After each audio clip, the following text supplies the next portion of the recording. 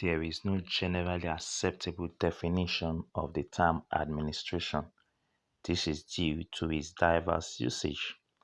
First, it is sometimes used to denote the executive arm of government, as is often the case in USA. Thus, people can speak of Bush administration, Clinton administration, Kennedy administration, as is often the case in Britain, Thatcher administration, and the Obasanjo or Buhari administration with regard to Nigeria. Administration is an integral part of the political process, inseparable from its policy-making aspect and from other broad political aspects. Thus, administration should not be seen as a subordinate activity. An administrator is seen as someone who not only executes decisions taken by others, but is himself the source of much decision making. Administration can be used in a narrow sense to refer to the administrative and the managerial staff of a government, the civil service, the bureaucracy, or the public service. This is the case in countries where a sharp distinction is made between politicians and civil servants. Administration can also be used to designate an activity of implementing organizational decisions or goals. It can also be seen as the coordination of men and materials within organizations for the accomplishment of identifiable purposes. Administration can also be seen as the activities of group cooperating to accomplish common goal, or we can say administration is used to denote a field of study or a discipline or an area of intellectual inquiry. Administration can be used to denote both the activities of bureaucrats concerned with the management of organization as well as the systematic study of these activities. As an activity, administration is a cooperative human action. In other words, it is a process common to all group effort, public or private. In summary, the art of administration denotes the direction, coordination, and control of many persons to achieve some purposes or objective. An administrator, therefore, is one who exercises that art of administration. Therefore, an administrator in all activities except those capable of being executed by one person. Administration as a study or discipline is concerned fundamentally with understanding, researching, and teaching the act of administration. Public administration means state or governmental administration as opposed to private administration. Again, the term public can be used to denote those functions or activities carried on by the government or its agents. Public administration refers both to the activities or bureaucrats concerned with the management or administration of government organization and the studies of these activities. Public administration is that part of a larger field of cooperative human actions to be distinguished by the special character of its goals, which are public. Public administration, both as a study and also as an activity, is intended to maximize the realization of goals, and often the two blend into each other since in the last analysis, study is also a form of action. There are a number of reasons why public administration is a necessary aspect of modern government. First, there is a noticeable growth in the size of modern government all over the world. The activities of government today extend to many areas of societal life. Government is involved in foreign affairs or international relations, agriculture, industry, health, education, sports, and so on. It is impossible for the individual that constitute the three arms of government alone to carry out these actions because they may not have the competence, enough time, and the energy to do so within the necessary time frame to satisfy the population. Therefore, additional ends are needed, and this can be found in the civil service or public administration. Government activities have grown in complexity, thus different kinds of skills and professional expertise are required for the various activities. Members of the government do not possess all the expertise needed to perform modern governmental functions. Therefore, they need the varieties of experts found in public administration, such as teachers, doctors, auditors, engineers, accountants, space scientists, and others to help out. In addition to this, the demand of increased productivity, performance, or achievement require a lot of division of labor in which many more people are involved than those of government. Thus, clerks are required to file letters, engineers to construct roads and operate machines, doctors to treat patients, secretaries to write memoranda, statisticians to gather data, and so on and so forth. These additional ends are found in public administration. Finally, those are the aims of affairs in government are usually politicians who devote most of their time politicking. They need the assistance and support of career and seasoned bureaucrats and technocrats who will emphasize the management of natural and other non-political resources and see to the implementation of government policies. Public administration therefore enables the government to manage its political resources and activities, a task the politicians may not have the time and technical competence to perform. Before we dive into the evolution of modern public administration, it is germane to the discourse to trace the historical root of administration. There existed some form of administration ever since there have been a form of a government. According to Gladden, some form of administration had existed ever since there have been government. This can be traced to the historical root of administration back to pre-government era. Since man began to live in groups, even as hunters, he had to subject himself to some form of administration or another. An interesting account of development of administration can be presented in the root of administration, where it can be traced as far back as the Samaritan household. This divine household, which formed the nucleus of Samaritan cities and civilizations, were administered by corporations of priests and were centered in temples, which, apart from being places of worship, were also center of industry and agriculture. Also within the temples, crafts such as textile making and metalworking became differentiated and specialized. It is important to note that reasonable administrative system existed in ancient Egypt to administer irrigation from the annual flood of the Nile and to build the pyramids. Furthermore, China in the Han Dynasty adopted the Confucian precept that government should be handled by men choosing not by birth but by virtue and ability, and that his main aim was the happiness of the people. The traditional model of public administration emerged as a response to inadequacies of the earlier form of public administration.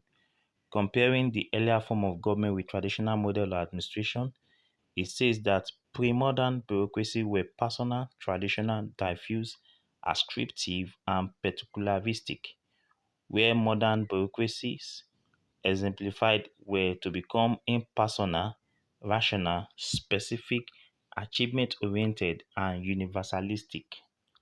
The emergence of traditional public administration was a product of many factors. First is Roman laws and institutions. Two Roman principles influence the emergence of traditional public administration. First is the head of state receive his power from the people. Even the all-powerful Roman emperors remained the representatives of the state and held and exercised their powers in the name and interest of the state. Secondly, and corollary to the above, is the distinction between the private and public personalities of the head of state. This, in practical terms, entails the distinction between the financial resources of the state, the imperial treasury of the head of state, and the personal resources of the state. These legal distinctions have a direct bearing on the modern state. The structure of the Roman Empire was also a source from which later statesmen were to draw some lessons. The interesting and important aspects of this structure are first, its hierarchical feature, and secondly, the division of government into major constituent parts. For example, military affairs were separated from civil affairs, and each had a separate hierarchy. There were also finance and justice departments, among others. Equally important in the development of traditional public administration was the absolute monarchies of the 16th, 17th, and 18th century. These monarchies were the result of different local circumstances, but two common features were the development of a money economy and the emergence of a new middle class. The scope of public service underwent radical transformation during this period. Some features of the absolute state which were important as forerunners of the traditional model of public administrations are: first, division of government into constituent parts, just like in the Roman Empire. For example, justice, foreign affairs, internal affairs, and defense were clearly distinguishable from each other with specialized administrative services. Secondly, there were centralization of few services. Consequently, matters for the local regulations became matters of royal concern. Thirdly, the organized recruitment of civil servants. Two individuals who are associated with the emergence of the traditional public administrations are Frederick the Great of Germany and Napoleon of France.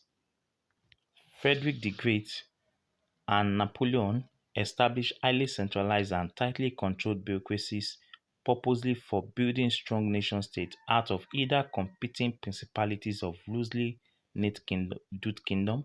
The nation building bureaucracies of the Frederick and Napoleons were therefore purposely meant to strengthen the center at the expense of the periphery. Napoleon established a rational system of administrative organization similar to that of the Roman Empire. He created a strong legal system also similar to that of the Roman. Codified laws which were logically ordered were introduced, and this development was later copied by other European nations. Napoleon's administrative state brought a change in the status of the public official. He became a servant of the state and not that of the crown or the prince. He acted according to the law and not according to the wishes of the crown. His allegiance was to the law because it was the expression of the will of the state. Another very important stage in the development of modern public administration was the era of democratization of the service. During this period, many reforms were carried out which were aimed at transferring the allegiance of the bureaucrats from the person of the head of state to elected parliament, congresses, and therefore the people. The public service reforms in the United Kingdom in the mid 19th century influenced opinion in the United States of America. The adverse effects of the spoil system were all too evident in the corruption endemic in government, particularly in the cities. Thus, in 1883, the Civil Service Act was passed. This act, which established a bipartisan civil service commission, contains four key points. One, the holding of competitive examination for all applicants to declassify their service. Two, the making of appointment to classify service from those graded highest in the examination. And three, the interposition of an effective probationary period before absolute appointment. And four, the apportionment of appointment at Washington according to the population of the service states and other major areas. In the latter part of the 19th century, the traditional model was greatly influenced by Woodrow Wilson, who played an active role in the United States reform movement, and Max Weber in Europe. From Weber came the theory of bureaucracy, the idea of a distinct professional public service, recruited and appointed by merit, politically neutral, which will remain in office throughout changes in government. From Wilson came the view that politicians should be responsible for policy making while the administration will be responsible for carrying it out. From both sides is derived the notion that administration could be instrumental and technical, removed from the political sphere. The period immediately after the First World War marked another important phase in the development of modern public administration. This era was marked by a remarkable expansion in government participation in the economic and social sector of the state, hitherto not regarded a vital responsibility of the government. The expansion and complexities of public services have far-reaching implications or effects. First, centralization of decision-making became more difficult and unpopular due to immense delay and bottleneck associated with it. Decentralization was preferred so that decision-making and responsibility should be shared among as many organizations as necessary. Second, the urgency of specialization, practical training, and thorough mastery of procedure, as well as substantive information mounted correspondingly. Therefore, merit, specialization, and technical competence became major consideration in the public service from this period onward. The main characteristics of the traditional model of public administration can be summarized as an administration under the formal control of the political leadership based on a strictly hierarchical model of bureaucracy staffed by permanent, neutral, and anonymous officials motivated only by the public interest, serving any government part equally and not contributing to policy but merely administering those policies decided by the politicians. Undoubtedly, the traditional model of public administration remains the longest standing and most successful theory of management in the public sector, but is now being challenged and replaced by new public administration or market-based public administration.